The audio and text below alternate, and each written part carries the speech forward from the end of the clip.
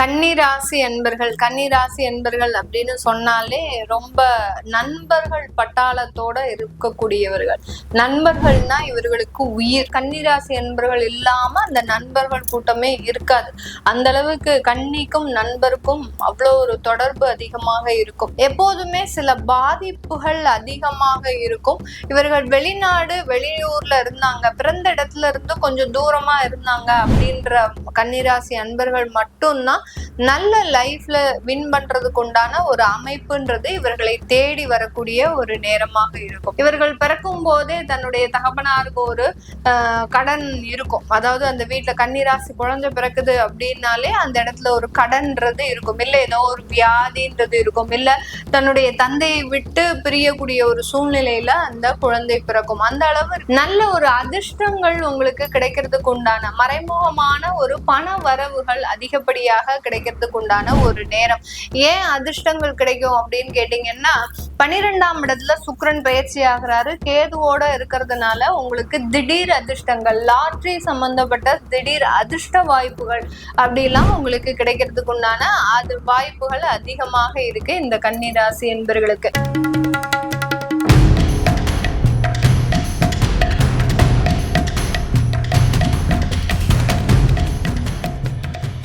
வணக்கம் நேர்களே, நான் உங்கள் ஆஸ்ட்ரோ பூர்ணா. இன்னைக்கு நாம பார்க்கக்கூடிய பலன்கள் செப்டம்பர் மாத பலன்கள். செப்டம்பர் மாதம் கிரகங்களின் கோச்சார அடைவுகள் அப்படின்னு பார்க்கும்போது, மிதுன ராசியில குரு பகவான், கடக ராசியில சுக்கிரன் பகவான், சிம்ம ராசியில சூரியன் கேது, அடுத்து கன்னி ராசியில செவ்வாய் பகவான், கும்ப ராசியில ராகு பகவான், அடுத்து உங்களுடைய மீன ராசியில அந்த சனி வக்ரத்தன்மையோட இருக்கிறார். இந்த செப்டம்பர் மாதம் கிரகங்களின் பயிற்சிகள் என்னென்னலாம் இருக்கு அப்படின்னு பார்க்கும்போது, 14ஆம் தேதி செவ்வாய் பகவான் கன்னி ராசியிலிருந்து அந்த துலாம் ராசிக்கு பெயர்ச்சியாகி இருக்கிறார். அடுத்து ஒரே நாள்ல, அதாவது 15ஆம் தேதி பாத்தீங்கன்னா சுக்கிரனும் புதனுமே பெயர்ச்சி ஆகிறார். சுக்கிரனாகப்பட்டவர் கடக ராசியிலிருந்து சிம்ம ராசிக்கும், புதனாகப்பட்டவர் சிம்ம ராசியிலிருந்து கன்னி ராசிக்கு உச்சம் பெற போகக்கூடிய ஒரு சுக்கிரனாக மாற்றம் பெற போகிறார். அடுத்து 17ஆம் தேதி சூரியன் அந்த கன்னி ராசிக்கு பெயர்ச்சியாகி வர்றார். இதுதான் இந்த மாதங்களின், அதாவது செப்டம்பர் மாதத்தின் கிரக அடைவுகள். இந்த மாதத்துல ஒவ்வொரு ராசி என்பர்களுக்கும் இருக்கக்கூடிய பலாபலன்கள், அதாவது ஒவ்வொரு சில ராசி என்பர்கள் எல்லாம் பாத்தீங்கன்னா, எங்களுக்கு குரு பயிற்சி ஆனதுல இருந்தே எந்த ஒரு விஷயமும் நல்லது நடக்கல, அடுத்து பாத்தீங்கன்னா சனி பயிற்சி ஆனதுல இருந்து இன்னமும் எங்களுக்கு தொந்தரவுகள் அதிகமாயிடுச்சு அப்படின்ற மாதிரியாக ஒவ்வொரு ராசி என்பர்களும் தன்னுடைய தேவைகள் நிறைவேறாமல் இருக்கிறாங்க. அந்த மாதிரியாக இருக்கக்கூடிய அன்பர்களுக்கு இந்த செப்டம்பர் மாதம் என்ன மாற்றத்தை கொடுக்க போகுது அப்படின்றத இந்த பதிவுல நம்ம தெளிவா பார்க்கலாம். இந்த சேனல்ல முதல் முறையா பாக்குறீங்க அப்படின்னா சப்ஸ்கிரைப் பண்ணிக்கோங்க. பெல் பட்டன்ல ஆல் ஆப்ஷன் சூஸ் பண்ணீங்கன்னா உங்களுக்கு என்னுடைய அடுத்தடுத்த பதிவுகள் நோட்டிபிகேஷனா வந்துட்டு இருக்கும். கன்னிராசி என்பர்கள் அப்படின்னு சொன்னாலே ரொம்ப நண்பர்கள் பட்டாளத்தோட இருக்கக்கூடியவர்கள். நண்பர்கள்னா இவர்களுக்கு உயிர். அந்த அளவிற்கு அந்த நண்பர்கள் இல்லாமல் இந்த கன்னிராசி என்பர்கள் இருக்க மாட்டாங்க. கன்னிராசி என்பர்கள் இல்லாம அந்த நண்பர்கள் கூட்டமே இருக்காது. அந்த அளவுக்கு கன்னிக்கும் நண்பருக்கும் அவ்வளோ ஒரு தொடர்பு அதிகமாக இருக்கும். அதே சமயத்துல இது காலபுருஷனுக்கு 6ஆம் இடம், ருணரோக சத்ருஸ்தானம்னு சொல்லக்கூடிய மறைவு ஸ்தானம். காலபுருஷனுக்கு மறைவு ஸ்தானத்துல இந்த கன்னிராசி அன்பர்கள் இருக்கிறதுனால எப்போதுமே சில பாதிப்புகள் அதிகமாக இருக்கும். இவர்கள் வெளிநாடு வெளியூர்ல இருந்தாங்க, பிறந்த இடத்துல இருந்து கொஞ்சம் தூரமா இருந்தாங்க அப்படின்ற கன்னிராசி அன்பர்கள் மட்டும்தான் நல்ல லைஃப்ல வின் பண்றதுக்கு உண்டான ஒரு அமைப்புன்றது இவர்களை தேடி வரக்கூடிய ஒரு நேரமாக இருக்கும். அந்த அளவுக்கு இந்த கன்னிராசி அன்பர்கள் தன்னுடைய லைஃப்ல பாத்தீங்கன்னா அதிகப்படியான போராட்டங்களை சந்திக்கக்கூடிய ஒரு நபர்கள். ருணரோக சத்ருஸ்தானம்னா எதிரிகள் யாருமே இருக்க மாட்டாங்க, இவர்கள் கூட இவர்களை எல்லாரையுமே ஒரு பரமா நம்பி சில விஷயங்களை செய்யக்கூடியவர்கள் நம்ம கன்னிராசி என்பர்கள். அதாவது நான் சொன்ன மாதிரி அந்த இது இல்லைன்னா, அதாவது நண்பர்கள் இல்லைன்னா யாருமே இருக்க மாட்டாங்கன்னு சொன்னேன் இல்லையா, அந்த நண்பர்களையே முழுவதுமாக ஒரு இது எப்படி தன்னுடைய உடல் வேற உயிர் வேற அப்படின்னு இல்லாம ரெண்டுமே கலந்து இருக்கக்கூடியவர்கள் தான் இந்த கன்னி ராசி என்பர்கள். அதனால அதிகப்படியான எதிரிகளை தன்னை சுத்தியே வச்சிருப்பாங்க. அது யாருன்னே இவர்களால கண்டுபிடிக்க முடியாது. அந்த அளவிற்கு இந்த கன்னி ராசி என்பர்களுக்கு அந்த எதிரிகள் தொந்தரவும் அடுத்து கடன் தொந்தரவுகளும் அதிகமாக இவர்களுடைய வாழ்க்கையில பயணம் செய்யும். இவர்கள் பிறக்கும் போதே தன்னுடைய தகப்பனாருக்கு ஒரு கடன் இருக்கும். அதாவது அந்த வீட்டுல கன்னிராசி குழந்தை பிறக்குது அப்படின்னாலே அந்த இடத்துல ஒரு கடன்றது இருக்கும், இல்ல ஏதோ ஒரு வியாதின்றது இருக்கும், இல்ல தன்னுடைய தந்தையை விட்டு பிரியக்கூடிய ஒரு சூழ்நிலையில அந்த குழந்தை பிறக்கும். அந்த அளவிற்கு இந்த கன்னிராசி என்பர்களுக்கு அந்த காலபுருஷனுக்கு 6ஆம் இடம்ன்றது மிக அதிக அளவுல வேலை செய்யும். இந்த ராசியில புதன் ஆகப்பட்டவர் உச்சம் பெறுகிறார். புதன் உச்சம் பெறதுனால என்ன மாதிரியா இருப்பாங்க இவங்க அப்படின்னா, டேலண்ட் அதிகமா இருக்கும், நாலேஜ் அதிகமா இருக்கும், திறமை நிறைய இருக்கும். ஆனா அதை பெரிய அளவுக்கு பொருட்படுத்த மாட்டாங்க. அதை ரொம்ப உதாசீனப்படுத்தக்கூடியவர்கள். நம்ம தான் எப்பனாலும் செஞ்சுடுவோமே, நம்ம தான் என்னனாலும் இது பண்ணிடுவோமே அப்படின்னு அந்த திறமையை ஒரு பேசிக்கா வச்சுக்காம அந்த உறவுகளை பேசிக்கா வச்சிருப்பாங்க. அதனால நிறைய ஏமாற்றம் அப்படின்றது அதிகமாக இருக்கும். இந்த ராசியில சுக்கிரன் நீச்சம் அடைகிறார். அதனால இந்த ராசி அன்பர்களுக்கு அந்த பெண்கள்னால சில பாதிப்புகள் அப்படின்றது இந்த ராசி என்பர்களுக்கு இருக்கும். இந்த கன்னி ராசி என்பர்கள் யாராவது காதல் வயப்பட்டுட்டாங்கன்னா ஒரு பிரேக்காவது கண்டிப்பா இருக்கும். அந்த காதல்ல கண்டிப்பாக ஒரு பிரேக் இல்லாம இவர்களுடைய கல்யாணம் நடக்கவே நடக்காது.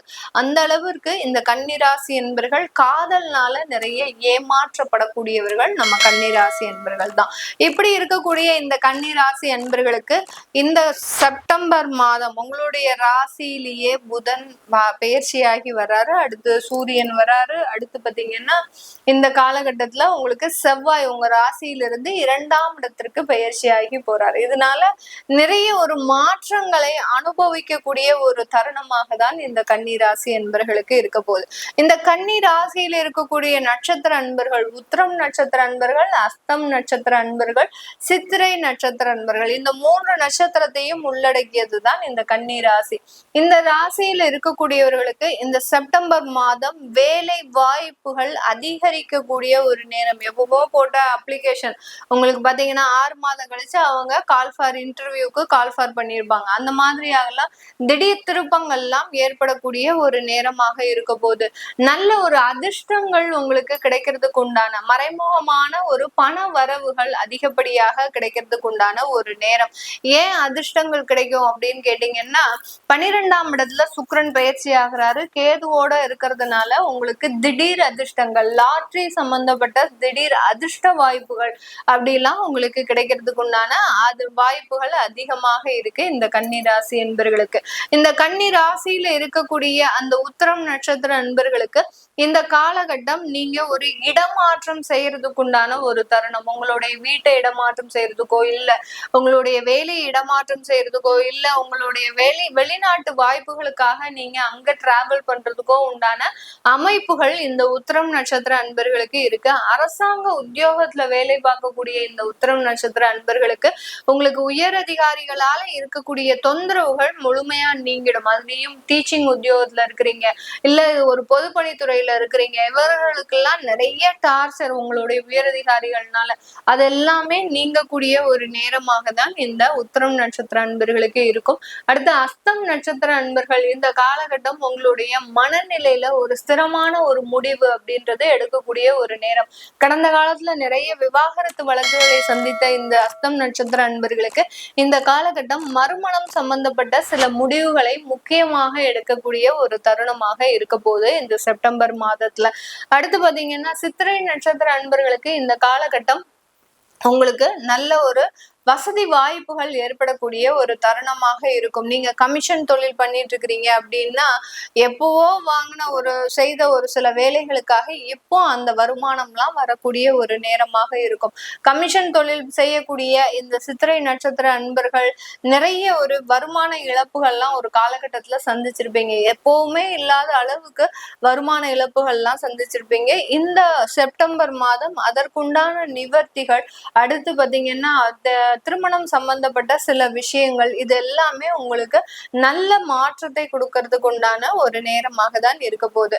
இந்த கன்னி ராசியில இருக்கக்கூடிய ஒவ்வொருத்தருக்குமே பாத்தீங்கன்னா திருமணம் சம்பந்தப்பட்ட தடைகள் நிறைய இருக்கு. ஏன்னா காலபுருஷனுக்கு 6ஆம் இடம்ன்றதுனால, அதாவது 7ஆம் இடம்ன்றதுதான் நமக்கு திருமண ஸ்தானமே.